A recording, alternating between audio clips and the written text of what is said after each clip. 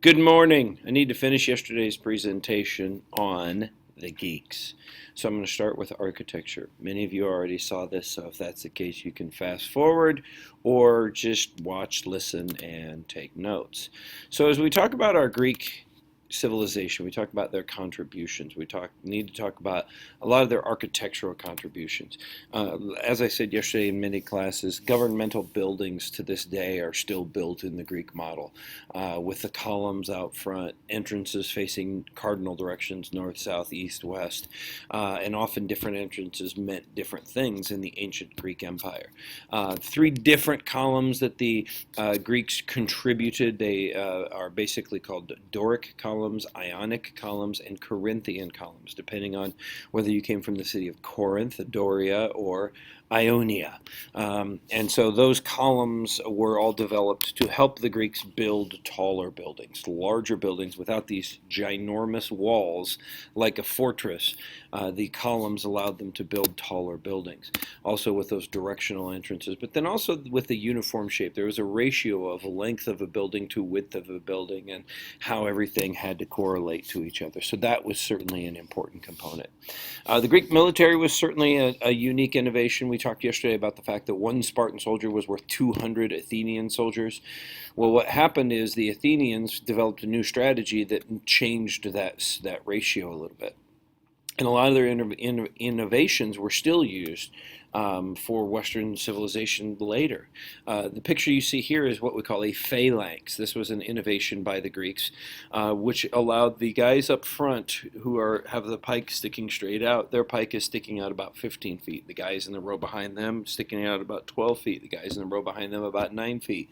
So if somebody attacked the phalanx from in front, they would run into the pikes, and then if they got past the first row of pikes, there's another row of pikes, and then another row of pikes, and then another row of pikes, before they can actually get to the soldiers. And so the guys in the back, if somebody falls in front of them because they get hit with an arrow or they get killed by an enemy, they can get that. The guys on the side, they all have shields to protect their outside, and same thing on the other side, and then on the back, everyone's got a shield on their back. So they're very well fortified machines. They didn't move very fast, but they were basically a machine of men who could attack people at one time. The Greeks also invented siege machines so that they could launch a siege against the city, typically one Greek city-state versus another city-state. They developed catapults using springs, using tension, using leverage, simple machines that could catapult, whether that be weapons or whatever it may be, to attack an enemy fortress wall. We also saw them innovate naval flamethrowers, where on the front of a ship they would put a flamethrower where they would just light a fire, and then occasionally they would shoot oil through the fire at an enemy if they got close enough. We talked yesterday about the fact that in sea war they tried to T-bone each other and tried to get the scenario where they could crash into the side of an enemy ship and sink the enemy ship. The flamethrowers were certainly useful in that.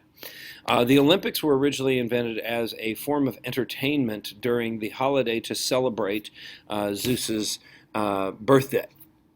I don't know if it was a birthday necessarily, but a holiday to celebrate Zeus.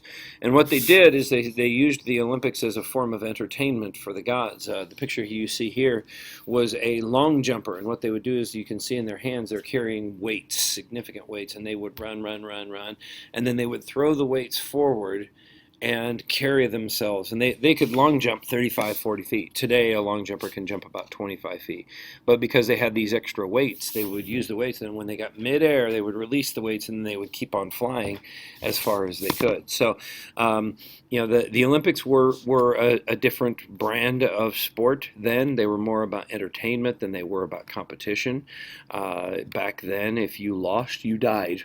Wrestling matches would last 2-3 days. Boxing matches would last for hours upon hours upon hours.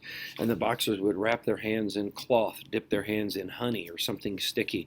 And then they would dip their hands in a bowl full of broken glass or rocks. And then they would wrap more cloth around. And then they would start punching each other. So obviously it was a very bloody event, very significant event. But the original Olympics were invented by the Greeks. Now, the Greek influence on theater, of course, is very significant. Because what the Greeks were able to do is they were able to create a scenario, whoops, sorry about that, where they could entertain the masses. And Greek theater presentations were designed to entertain the masses. There were two types of theater. Comedies were purely entertainment. You would equate them to television today, simply to entertain you. Sometimes they were funny, haha. Sometimes they were just entertaining, mindless drivel for the masses. Then there were the Greek tragedies, and these were tragedies that were typically followed by some kind of moral theme that would teach you about the Greek gods or teach you about Greek civilization, teach you about Greek life. And so these theatrical productions helped explain to people the meaning of the universe. Why are we all here? Those kinds of things. So these tragedies, many of you have heard of the Iliad or the Odyssey. There certainly were Greek tragedies. But then there's the interesting story of Oedipus Rex. This was a tragedy written by a playwright by the name of Sophocles. And it's a fascinating story, very disturbing story, but a fascinating story. So the story of Oedipus Rex begins with his father, the king of Thebes. Oedipus's father is the king of the city-state of Thebes, and he's going to have a child, and so he goes to an oracle, a soothsayer, a future teller, and says, okay, tell me everything I need to know about my son. And they say, well, he's going to grow up and he's going to kill you and marry his mother and have these freaky children. And of course the king says, I can't have that. I can't have my son grow up to kill me. So he has one of his servants take the child out into the woods and kill the child. So there ends the story. Well, not so fast. Because in the story, the servant who is supposed to go out and kill the child takes the child out into the woods, realizes he has this little baby child, and says, I can't kill this child. So he goes to the neighboring city-state. And he finds a woodman living out in the middle of nowhere, and he says, here, raise this child as your own. Don't worry about where he came from. Have fun. And he leaves. Story fast forwards 20 years. Oedipus has grown up. He's been given the name of Oedipus by his adopted parents. They have raised him as their own, and now he's going to live life.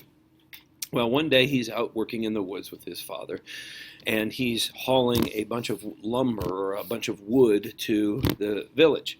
Well, it turns out he comes across this procession of men who are coming at him, and they want him to get his cart out of the way so they can use the road. And he says, I'm using the road to haul these goods.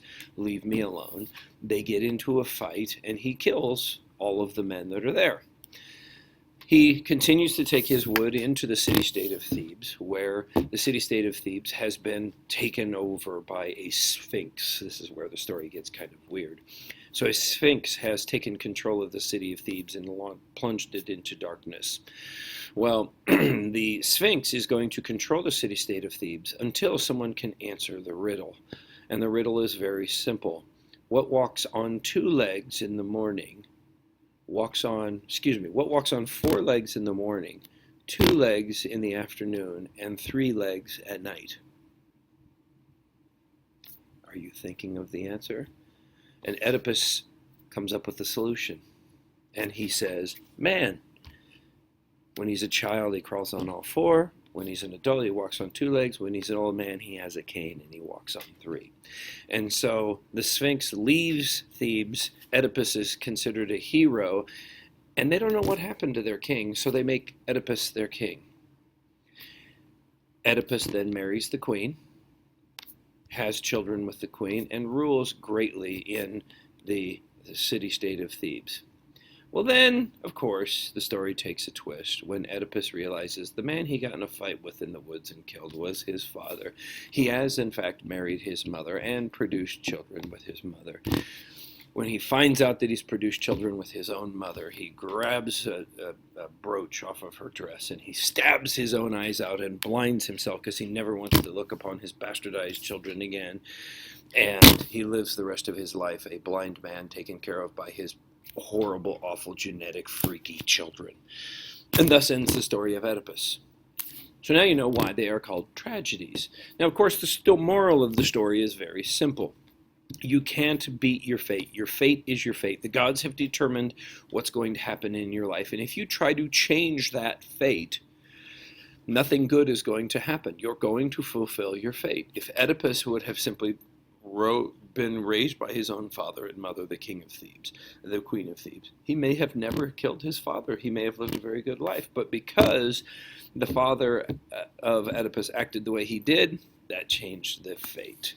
So philosophy, there were three great philosophers in ancient Greece. Socrates was the first of these great philosophers. And he was a guy who got in a lot of trouble because he questioned government. He really challenged the Athenian democracy about the role of government, what the government should do, what the government shouldn't do, and those kinds of things. Now, Socrates was a philosopher, but he was also a teacher, and one of his greatest students was a philosopher by the name of Plato. Now, Socrates actually believed that teaching was more about asking questions. And so Socrates developed a method, it's actually today called the Socratic method, where the teacher simply asks questions of the students and works the students into an answer that they themselves can find, but they must be worked towards that answer. So Socrates' student was Plato.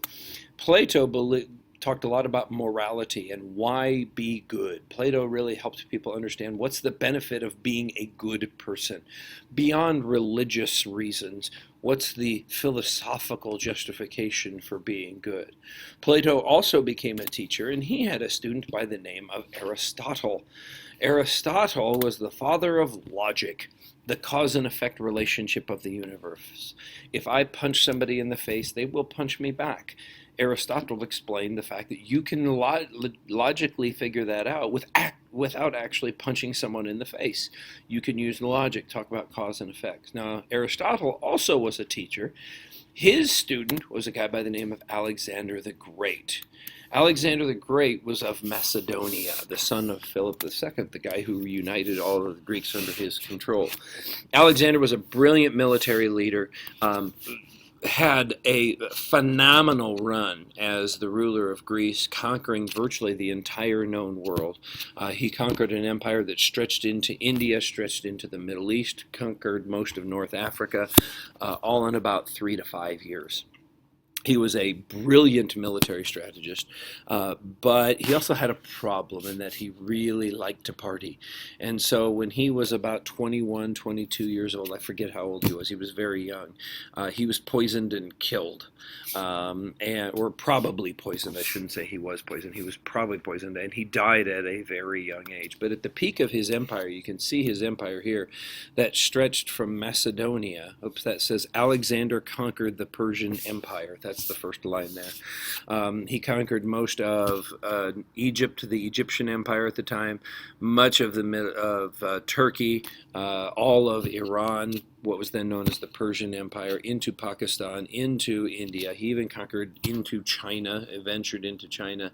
So the guy had a huge, tremendous influence on the region, thus the name Alexander the Great. But he died so young, nobody really knows how good of a ruler he was or could have been, because he died at such a young age.